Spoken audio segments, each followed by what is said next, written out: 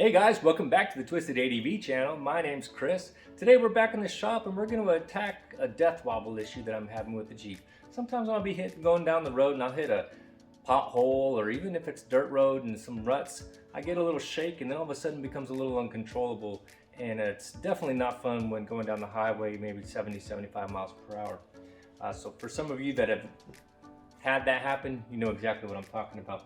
So what I did some research and found out was that among quite a few things that can cause death wobble, ball joints seem to be a main culprit for those that maybe upgraded their tire size and are running on stock components. So I did that test, the 3 to 9 test, jacked the vehicle up, shook it from side to side, top and bottom, and I did have some play. So those factory ball joints are a little bit worn out, and they've got about 55,000 miles on them. So maybe with the extra weight and some of the off-road riding, it's causing them to wear out. So I went with the replacement. I've got some here from TeraFlex I picked up, and they are a heavy-duty ball joint. This one's specific for the Dana 44 and the Dana 30 front, but they are a heavy-duty unit. They have the Zerk fittings, so they're greasable, and they have a little spanner wrench that comes with it, and it allows you to do any adjustments that's needed if you do find that you have play later on. It does come with some outstanding instructions. I think they even have some YouTube videos that you can check and follow along for your installs, but definitely you want to have a ball joint press available. I didn't have one personally, so I went down to AutoZone, ran a little card, check it out for free like a library. Hopefully the install goes fairly well. I'm fairly confident we can do this with some of our standard tools that we have here in the shop. So follow along, let's see how this thing works out. All right.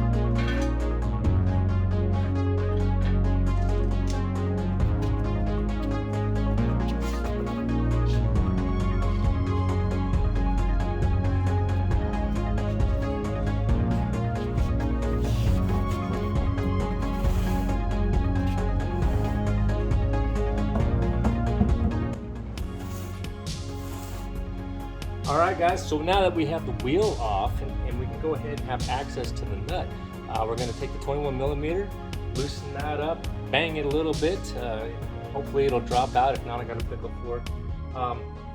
And then before we start that, I need to go ahead and take off the steering stabilizer. Let's go ahead and get this rough country stabilizer that's seen better days. Let's get that off of here. So a 19mm wrench, 3/4 up top. Go ahead and loosen that up.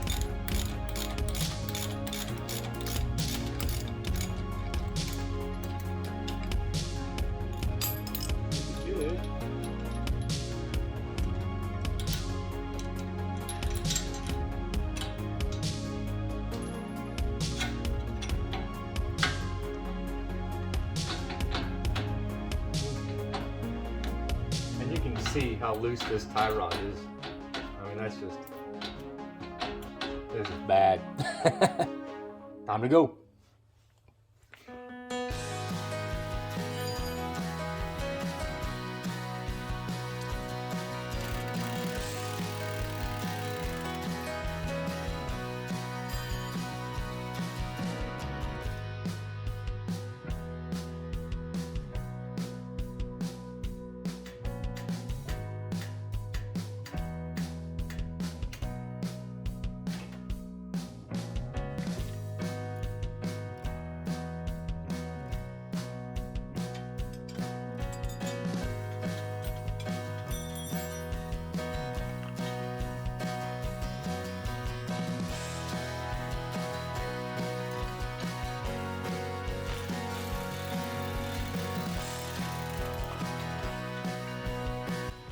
So now we'll go ahead and remove the brake caliper, 21mm bolt, remove the ABS line.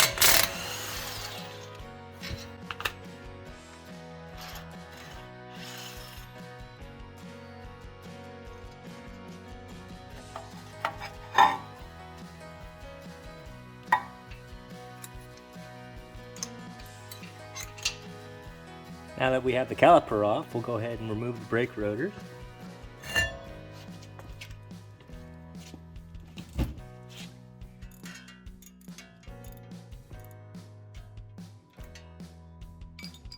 Next step is to take a 13mm bolt, and then we're going to just loosen it until this is flush with the unit bearing.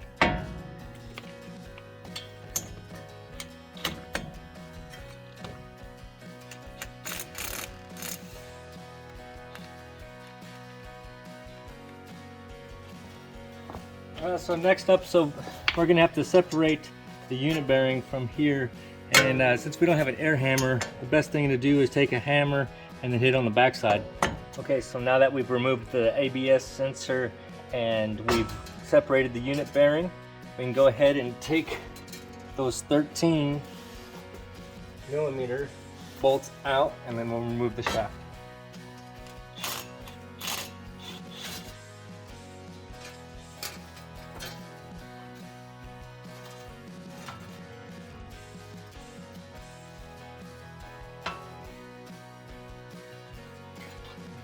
Okay, so the next step is going to be removing the cotter pins, and then, or at least bending them and getting them nice and straight.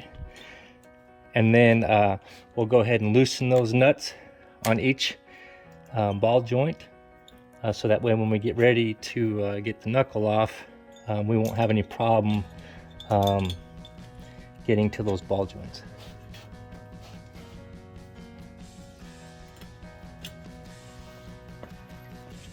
Alright, so now we're going to loosen the ball joint nuts, but we're not going to take them completely off, so that way we don't lose the knuckle.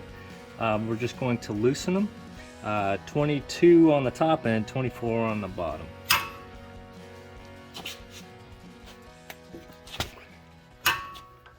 Alright guys, welcome back to day 2 of the ball joint install for the Jeep.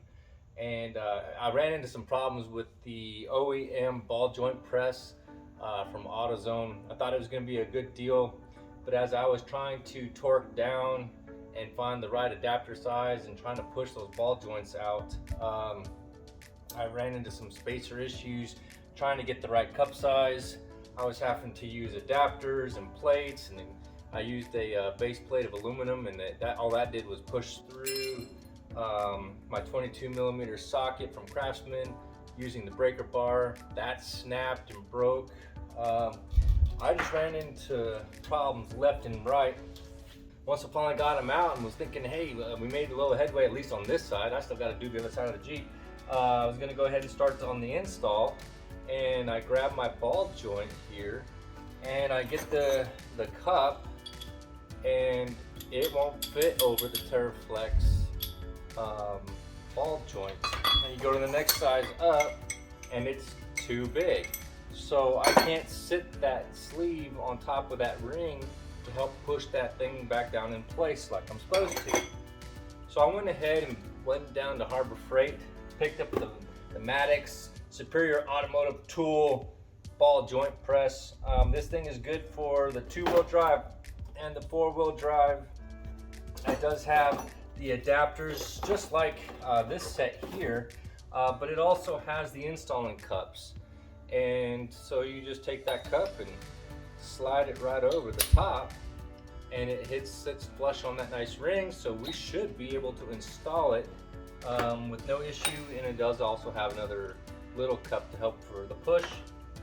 It looks just as beefy, if not larger, than the OEM ball joint press from Harbor Freight. This one, you may not be able to tell in the video, but it actually started bending when I was torquing it down, so it's got a slight bend to it and almost doesn't even want to fit back in the case. Those weren't budging. I did spray them down with PB Blaster, but I think it had to do with the angle, the wrong adapters, and just not really sitting the way it should have been. So I'm excited to try this out and use it. It has the same spacer cups for the drive, for the receive, the same cups for all the multiple sizes that you can use depending on your application. But the key here is going to be the installation cups and adapters that set comes with, that the OEM ball joint press does not. So this will be going back to AutoZone. Thank you very much, but good riddance. And then we'll go ahead and start on this and see if this one does a little better. All right, let's get to it. TeraFlex says that you should use some sort of grease or some sort of like an anti-seize product to around the lip here for both areas, so that way it'll help with ease with the installation. Now for the lower ball joint, you see how it has two fittings here for the grease. Now if you have the stock shaft, it's supposed to face towards the axle. If you had RCV shafts, then you would want them pointed out. So this will be for both driver and passenger side. All right, so first thing we're going to want to do is make sure that those grease passages are oriented to the rear of the axle, and then we'll go ahead and start driving it in.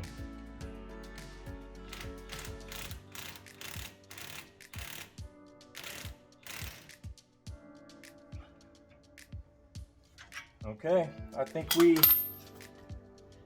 have bottomed out on the bottom, and we should be good.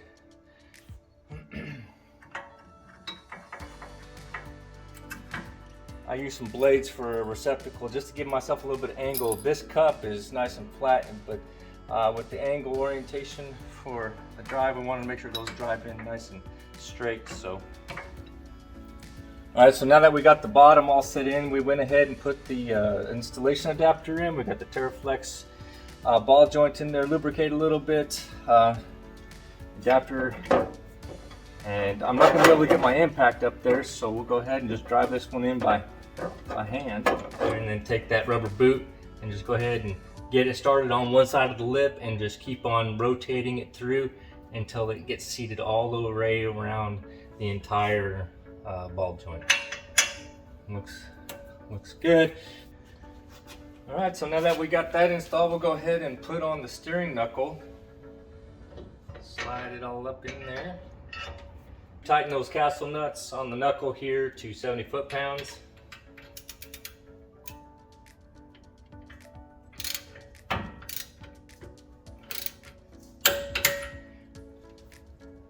And then once you have that, then we'll look at the cotter pins and get those set in. If it doesn't line up, go ahead and get it a little tighter before setting that cotter pin.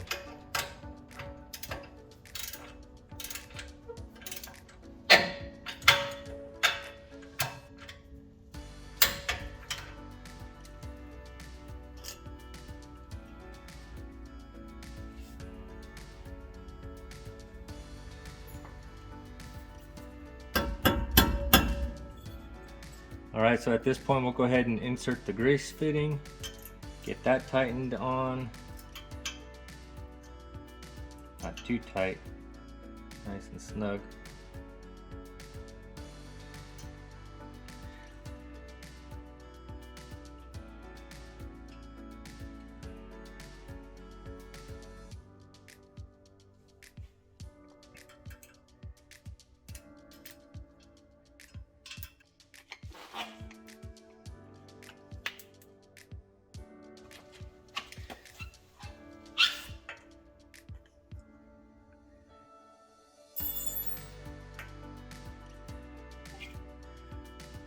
We'll grease them until it just starts to bulge.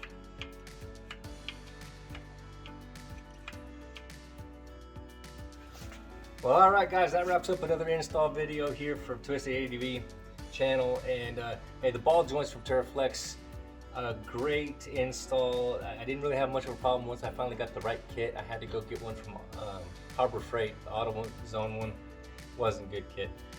I did run into an issue, and I stopped recording and all that kind of stuff. Bottom line is the axle shaft, when it came out, it didn't have the plastic guide on there, and when I was trying to put the shaft back in, it kept hitting something. It wasn't lining up, it wouldn't go in, and so I ended up having to open up the diff and pull all the carrier out, and then I found this inside there.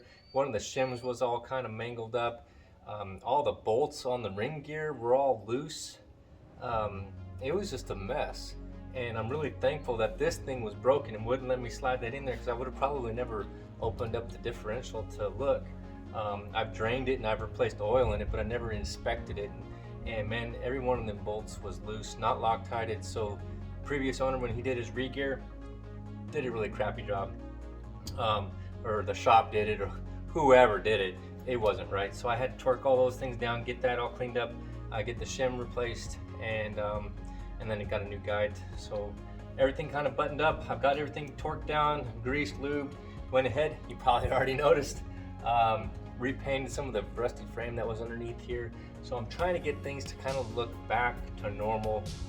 But before I put the wheels on and start that kind of job, we're going to lead into the second part of this installation, which is going to be the metal cloak high steer kit and the tie rod and drag link.